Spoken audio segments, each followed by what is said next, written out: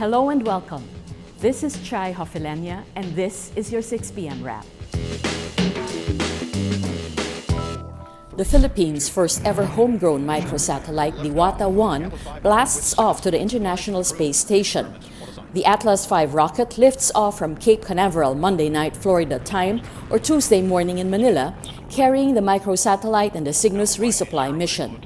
Diwata-1 will help assess damage during disasters and observe large-scale weather patterns, among others. The 50-kilogram microsatellite will carry three main devices: a high-precision telescope, a space-borne multispectral imager, and a high-field camera. It's expected to stay in low Earth orbit for about a year and 8 months.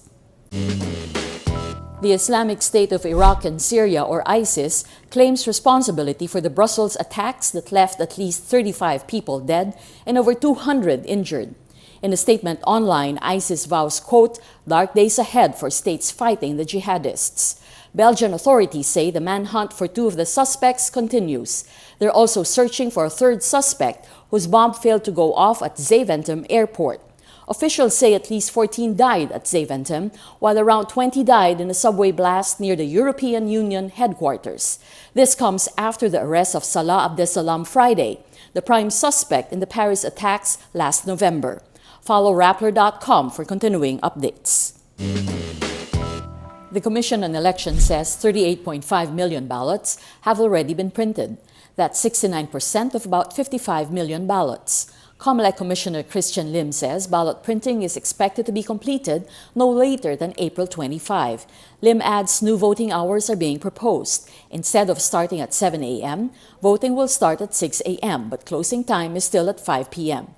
The poll body says it needs more time for the issuance of voting receipts mandated by the Supreme Court. We want to take advantage of light. Diba? Gusto nating matapos yung botahan habang mayroong panliwanag.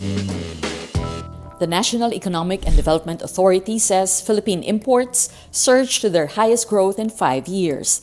The Philippine Statistics Authority reports imports climbed 30.8% in January 2016 from December 2015's 25.8%.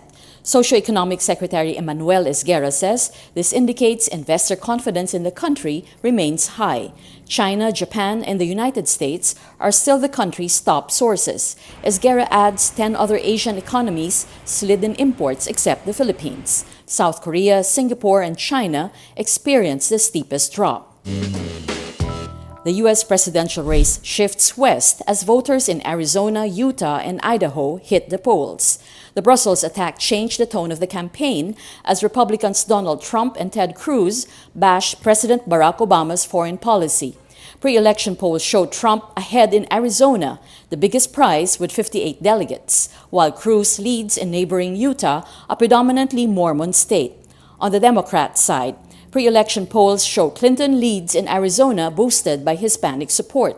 Bernie Sanders is expected to lead in Utah and Idaho, both predominantly white populations. Follow Rappler.com for continuing updates. That's your 6 p.m. wrap.